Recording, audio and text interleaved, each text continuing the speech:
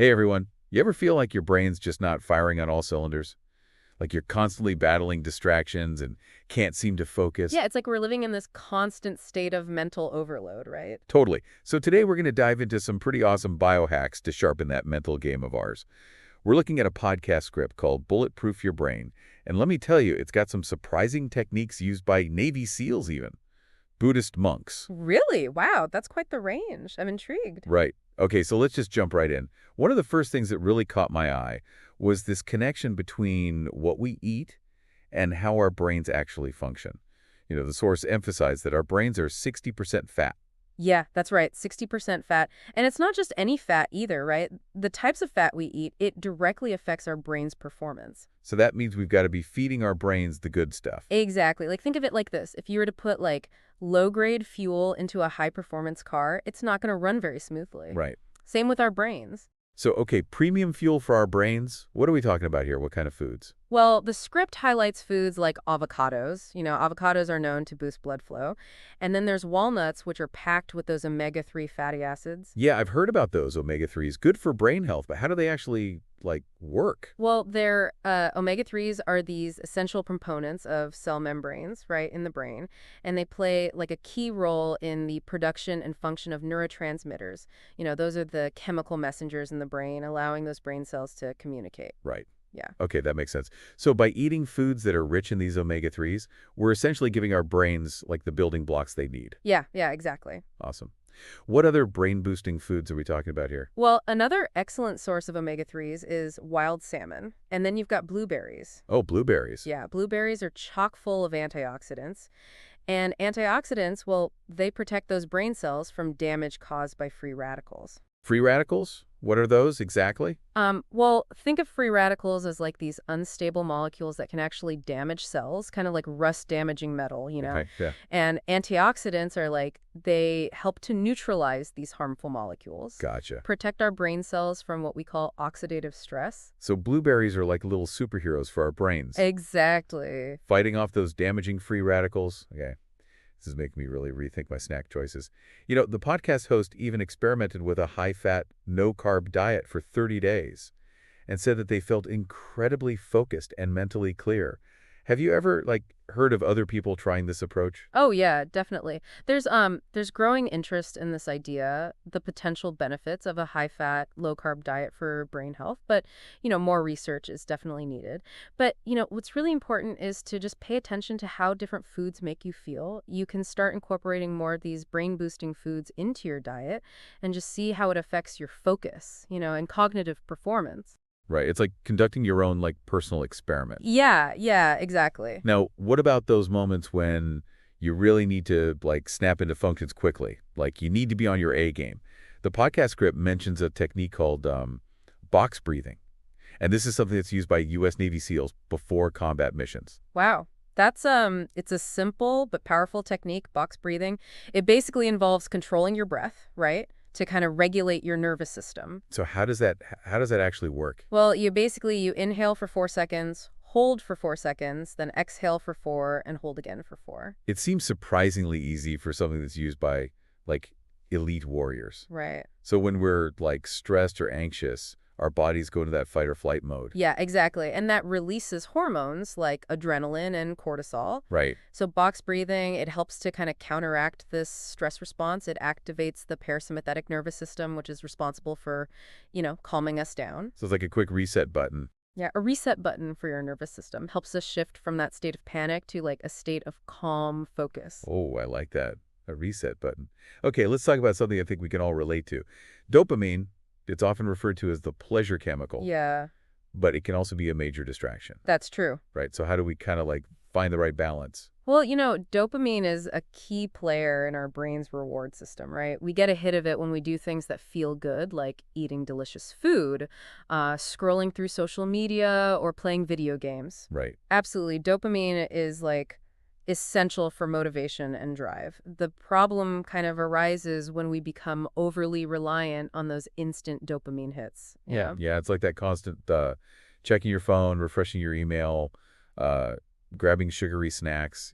Yeah, it creates this cycle, right, of seeking those quick rewards, and that can leave us feeling scattered and unfocused. So it's not about like eliminating dopamine altogether, but more about being mindful of how we're getting it. Exactly. Exactly. The podcast even suggests a dopamine detox as a way to reset the brain's reward system. What does that look like? Yeah, so a dopamine detox, it involves temporarily abstaining from those activities that kind of trigger these dopamine surges, right? It's about giving your brain a break from that constant stimulation. That sounds like a serious challenge. It is. Did the podcast host actually try this? They did, they described experiencing some initial restlessness, even like boredom, which makes sense when you consider, how accustomed we are to that constant stimulation these days. Yeah, it's hard to imagine putting them down. So they also reported a significant increase in focus and mental clarity after just 24 hours of disconnecting. I mean, is that for real? Yeah, they were able to break free from that dopamine roller coaster, right? And tap into a deeper level of focus. Wow, that's impressive. Yeah. Okay, let's talk about a biohack that makes me personally cringe a little bit.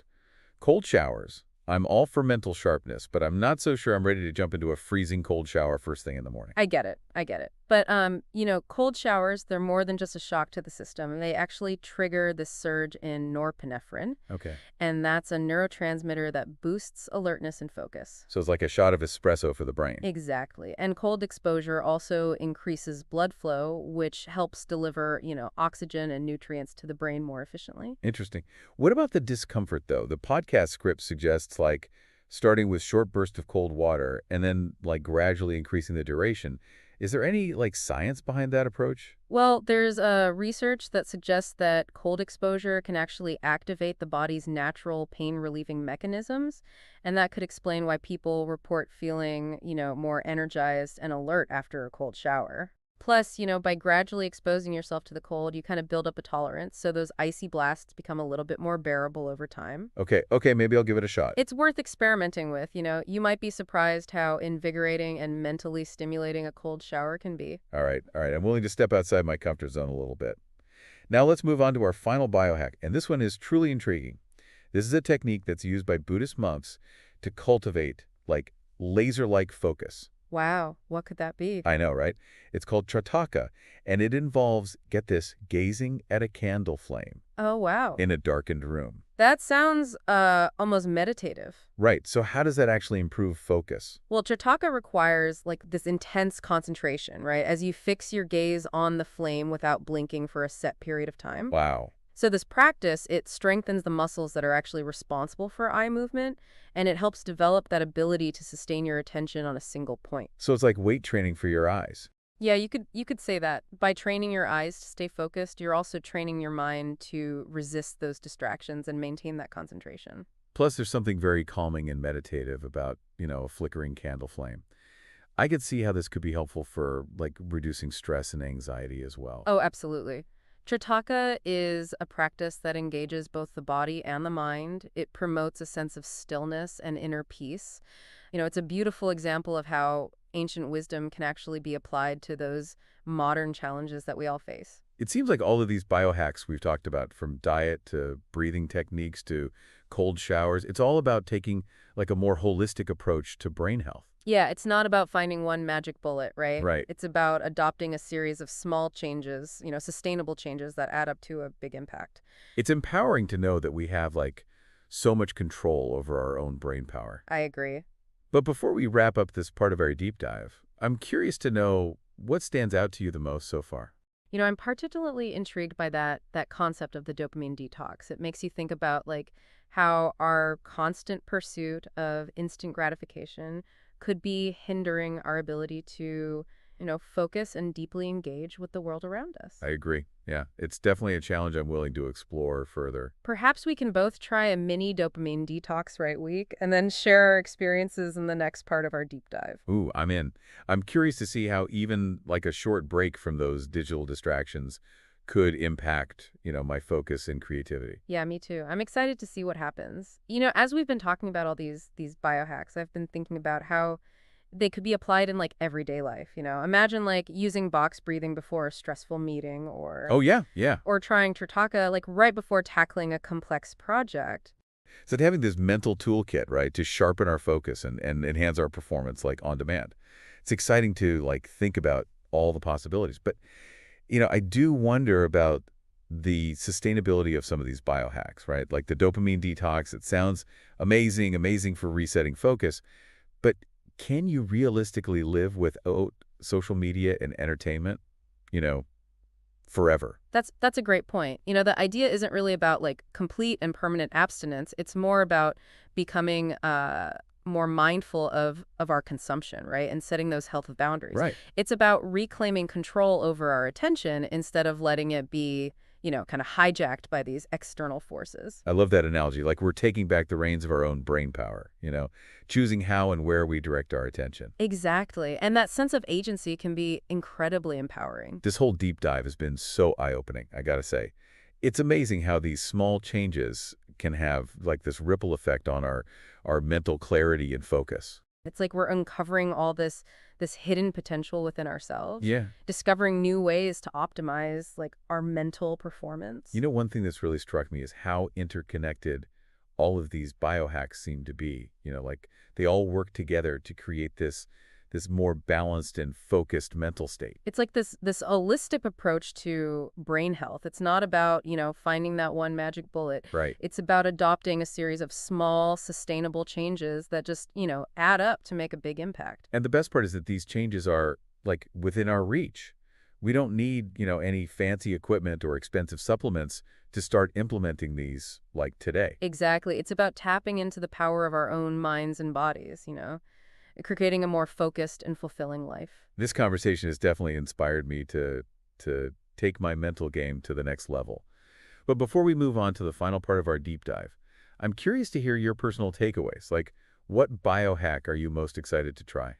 I'm personally drawn to that concept of the dopamine detox, that idea of reclaiming my attention, breaking free from all that constant digital noise. It's incredibly appealing. I totally get that. For me, I think I'm intrigued by the simplicity and the accessibility of box breathing. It's a technique I can use anywhere, anytime, just to like quickly shift into a calmer, more focused state. That's a great choice. It's a powerful tool for managing stress and enhancing focus. Exactly. And you never know, maybe I'll even work my way up to those cold showers eventually. Baby steps, baby steps. Remember, it's about finding what works best for you, right? Integrating it into your routine in a way that feels, sustainable. So true. And as we continue this deep dive, I'm really eager to explore those underlying principles that connect all these biohacks and discover even more strategies for unlocking our, full mental potential.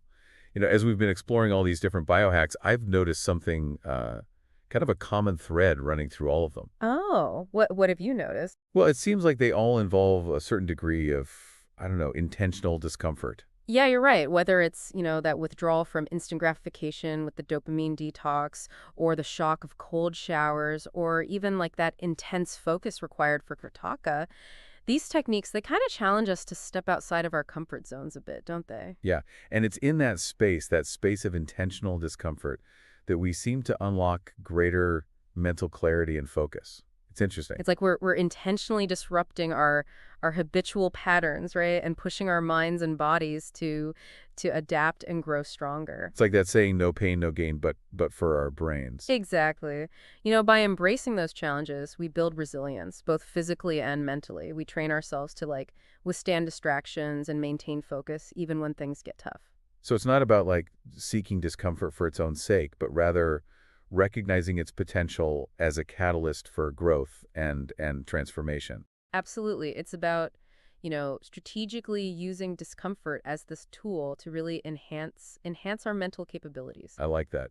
This whole concept of intentional discomfort has really shifted my perspective on these biohacks. It's not just about, quick fixes, but rather a journey of self-discovery and growth. Yeah, it's about embracing the process, the challenges, the triumphs along the way. It's about recognizing that we really do have the power to shape our own cognitive abilities and unlock our full potential, I think. And that's a truly empowering realization, isn't it? So to our listeners, we encourage you to view these biohacks not just as techniques, but as invitations to step into a more empowered relationship with your own mind. Embrace the challenges, explore the possibilities, and discover the incredible power that lies within you. We're confident that through this journey of intentional discomfort, you'll unlock new levels of focus, clarity, and mental resilience. And who knows, you might even surprise yourself with what you're capable of achieving.